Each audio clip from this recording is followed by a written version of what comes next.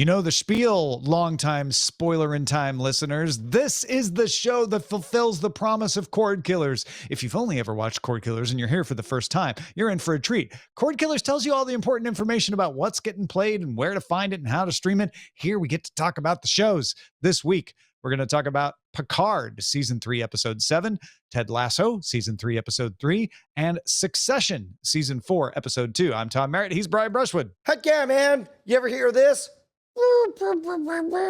No, you haven't. Let's go. Succession, Season 4, Episode 2. I am going to be honest, Brian, and I hope you'll be honest with me as well.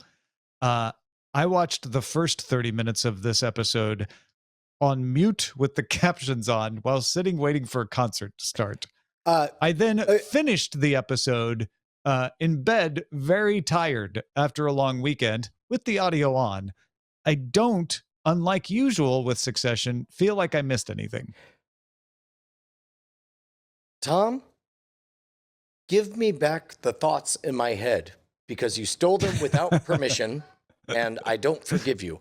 Look, full disclosure, Tom and I and all of it it's been a big weekend, and there was travel involved, and this show came out less than 24 hours ago. You need a hand with this? No. Yeah. I just want to disclose that all of us were fatigued watching it, and I think it's important to know that underlies our opinions of it. That's all. Correct. So within that context, hey Tom, I didn't like it. It didn't go anywhere. Yeah, it's hard to say. Are you just grumpy because you're tired? I don't know. Did you need a snack? I will never know. I don't know how much of it was tedious set dressing, table setting. Here, things I could tell you about this episode. Logan roamed around with sunglasses on and then gave made Tom give a speech. Great. Shiv and Tom genuinely seem like they're about to get a divorce. Duh. I mean, what else is there? We saw Let me jump in. Yeah, let me jump in, Bryce, and then you can cement in the gaps that Brian and I leave. I felt like the problem wasn't that I thought the show was bad, this episode was bad or anything. It was that I felt like I shouldn't have been able to follow it. It felt like a very simple Succession episode, and they're usually much more complex. And maybe I just missed the nuances. That's on me if I did.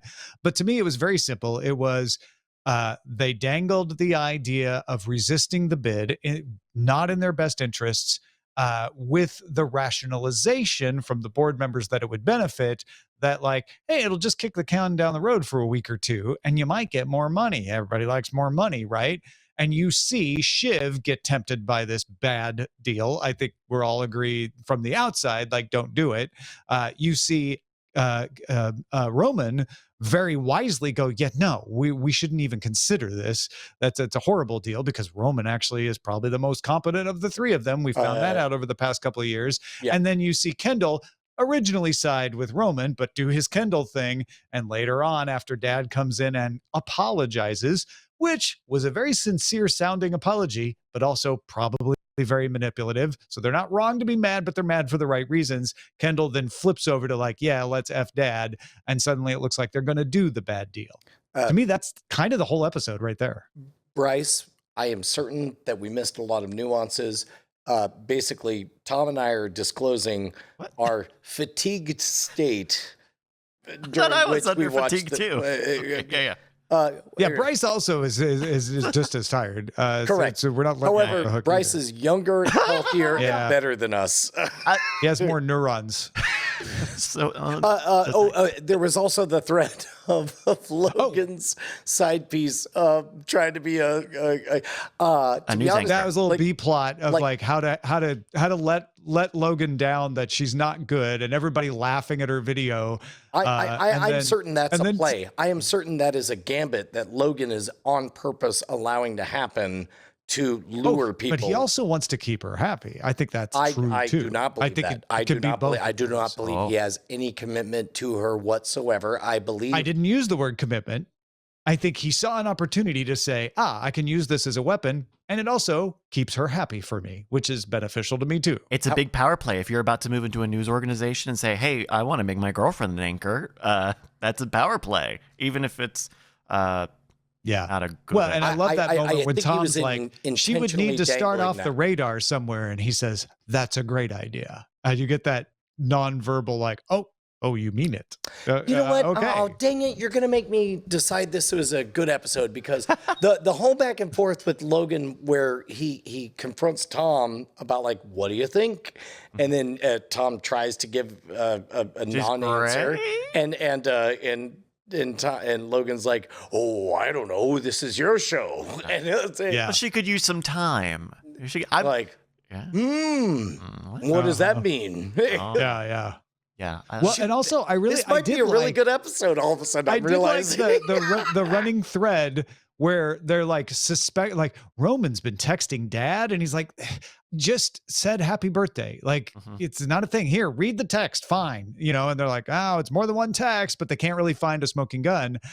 And you believe it, like, oh yeah, Roman is a softie with Dad. I'm sure he caved, but he didn't break the trust. And then by the end of the episode, he's like, but I'm breaking it now because they already suspected me. And he goes and meets with Logan, and Logan tries to recruit him over to his side. And it looks like maybe he'll succeed. So as of this episode, and then I swear this is the last thing I'll say, and I'll turn it over to you, Bryce. Is there a possibility that secretly the whole show's about Roman becoming awesome?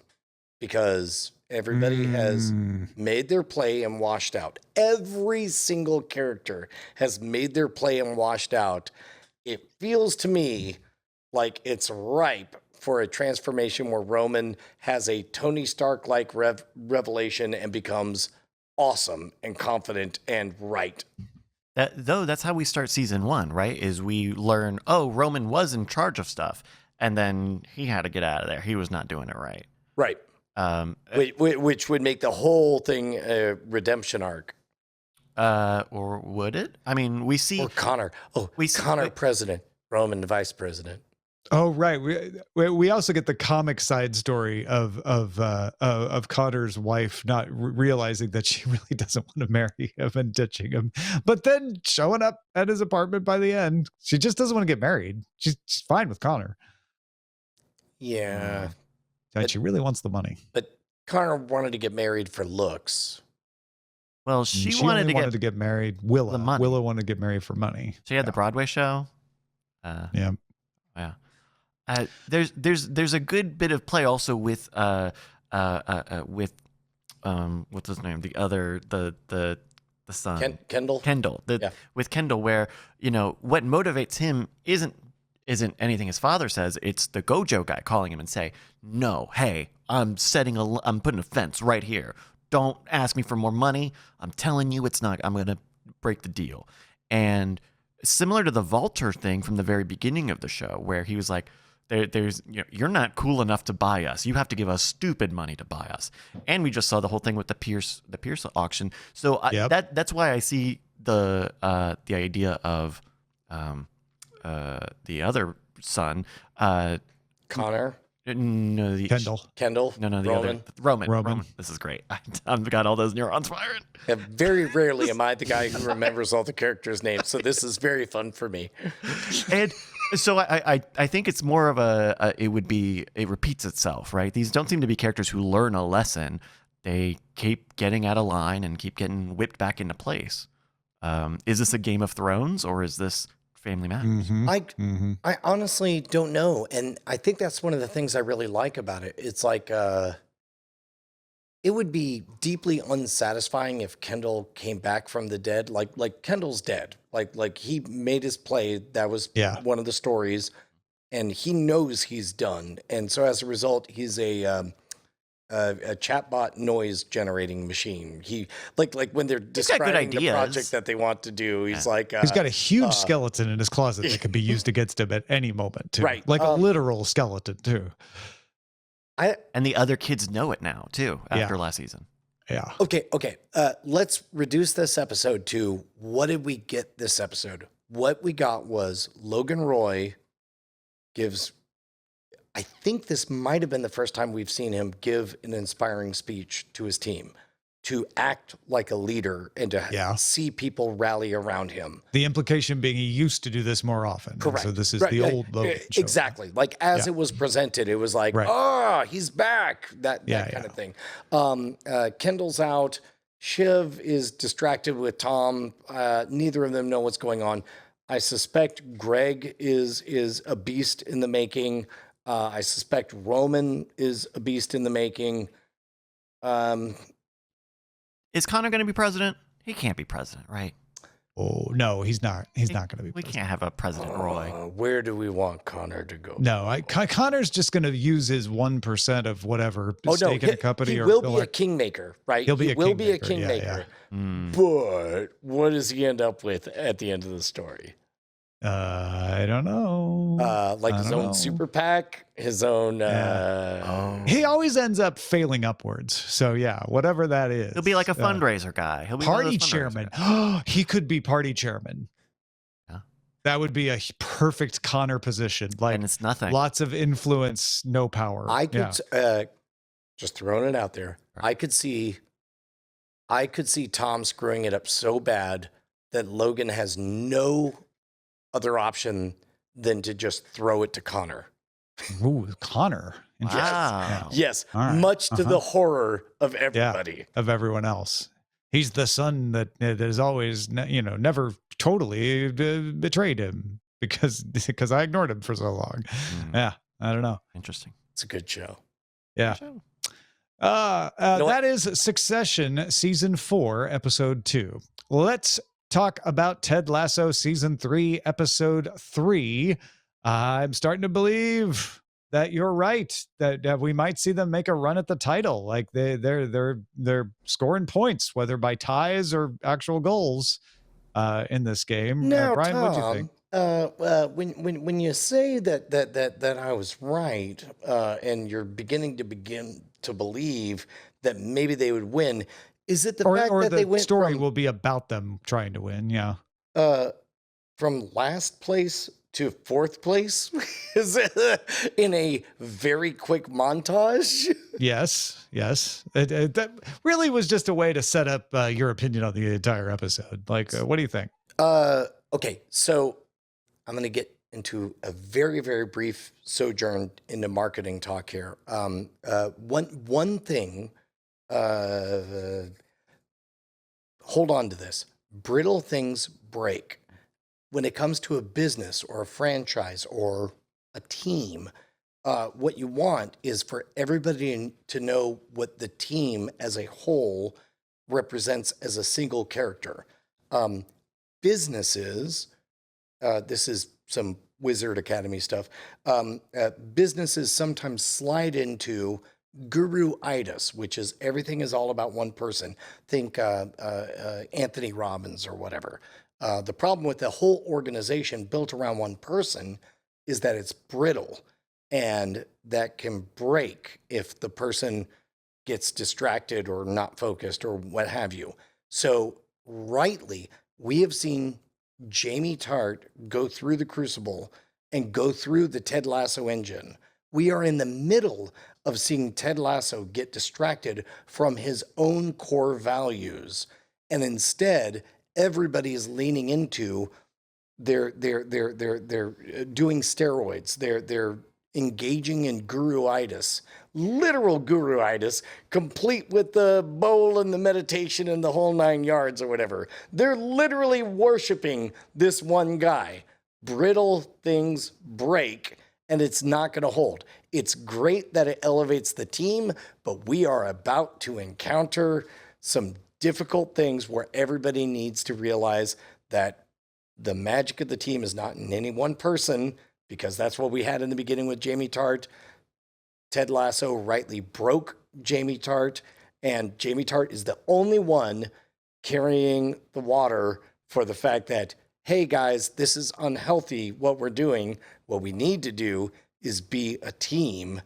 I loved this episode very much. Also, Chekhov's psychic is out there. Bunch of nonsense phrases that all of us are dismissing. Guess what?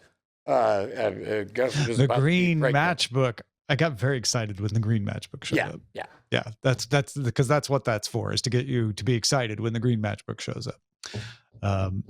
Yeah, I don't have opinions about this episode so What? much as a feeling that it certainly fulfilled my need to watch Ted Lasso, and I don't mean that to be damning with faint praise. It was good, and it's setting up things, which is what an episode this early in the season should do. But there's nothing about this episode in a serialized storytelling like this where I'm like, oh, it was great or it was bad.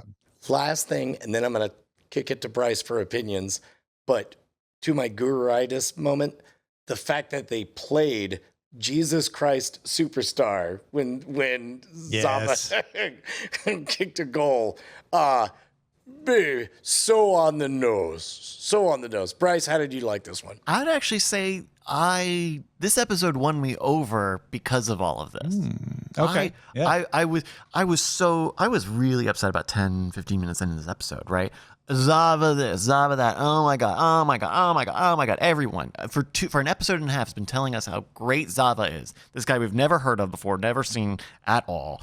And I was in your camp, Brian, and I'm sure, don't get ahead of me here, but I was in your camp, right? Like, he's going to show up, he's going to be the selfish guy. But the fact of the matter is that he actually whips ass. He kind of, he is able to, I mean, scoreboard, right? Yep. And I think that it would be very traditional to do the story we're describing, right? Where, he's great, but is, brittle, and then he's gone. Is he worth it? Yeah. But I think but similar to Jamie Tart had that same story, right? He's braggadocious and he's selfish, and now he's an integral part of the team. Maybe we don't see Zava run away just because he's flighty, but maybe he sticks around and gets shown the error of his ways, or maybe not. Again, I said brittle things break specifically because I expect him to be injured and off the team, and it'll be Jamie 100%. Tart that reminds everybody that we were always healthy.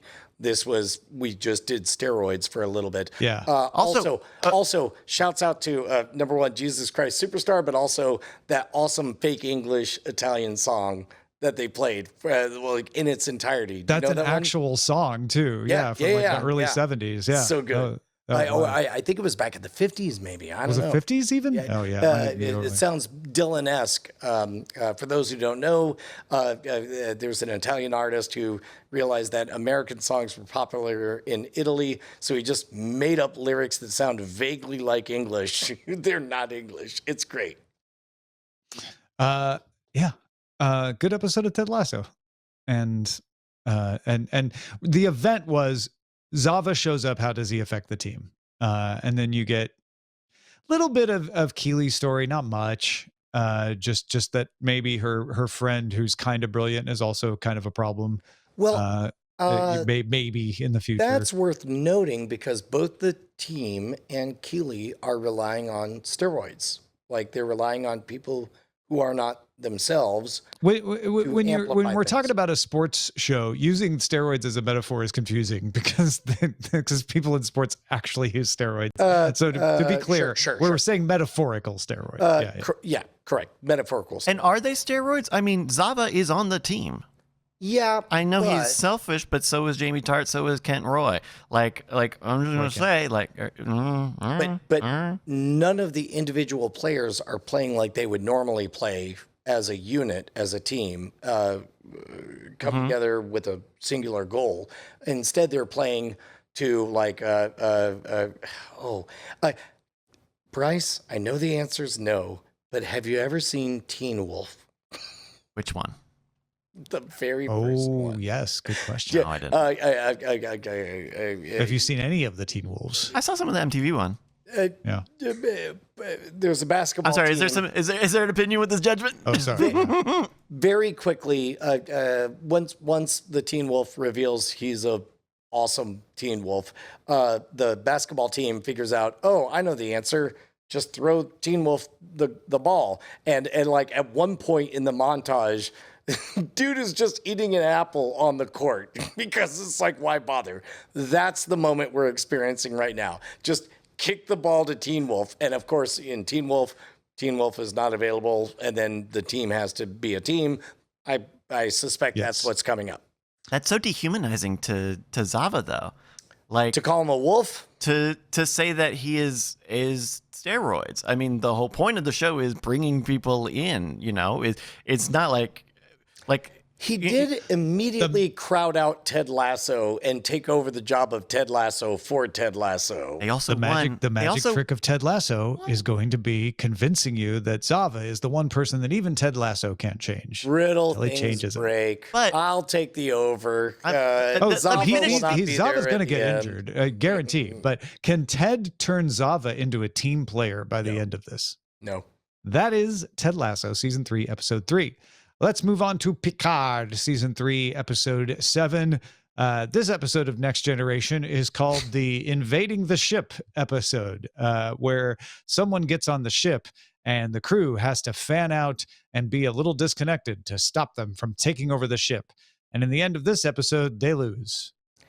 Yeah, they took a long time to say that.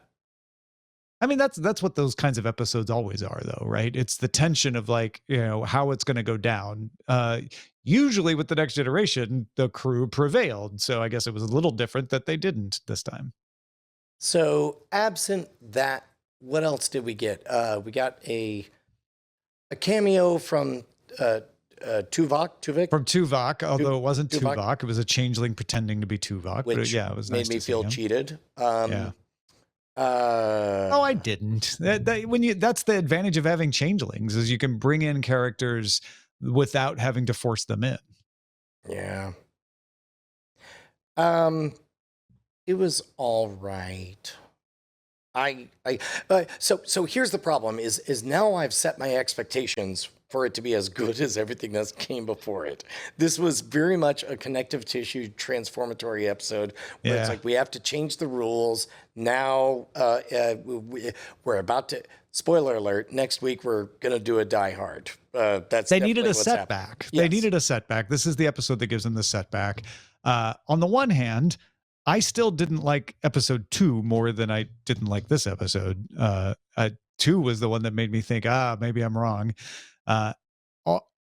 But that said, I did have to go back and check to see if I had watched this episode. I had a moment today where I had panic attack that, oh wait, did I watch Picard? Because I didn't remember it. I watched it live and finished, I watched it like an hour before we went live, and I'm not sure I watched it. I wasn't doing anything else during it. I was looking at the screen. What did we get, Tom? We got bad guys have the ship. Yeah. We've got I now strangely care even less. Or I was forced into a position of caring less about Picard's son. There was one interesting thought of, oh wait, what if this is a Borg thing, and like his son was conceived after he had been assimilated by the Borg. But then I thought, they did a Borg thing last time. I don't know if that's earned or not. Yeah, there might be something in there though. That, you know, find her could be the Borg queen, bring her back. Be a little disappointing though. I agree. Yeah. All right. That is Picard, the transitional episode where they take over the ship, season 3, episode 7.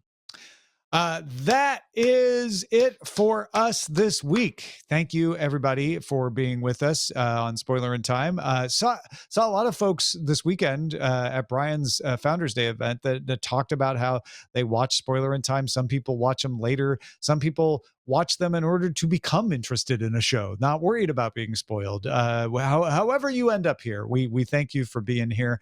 Next week, Succession. Again, episode 3, Ted Lasso, episode 4, season 3, episode 4, Picard, season 3, episode 8.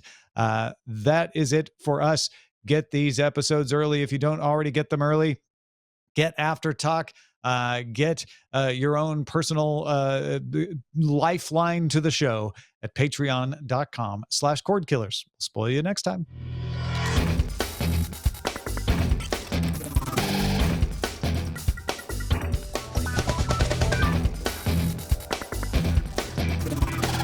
Diamond Club hopes you have enjoyed this program.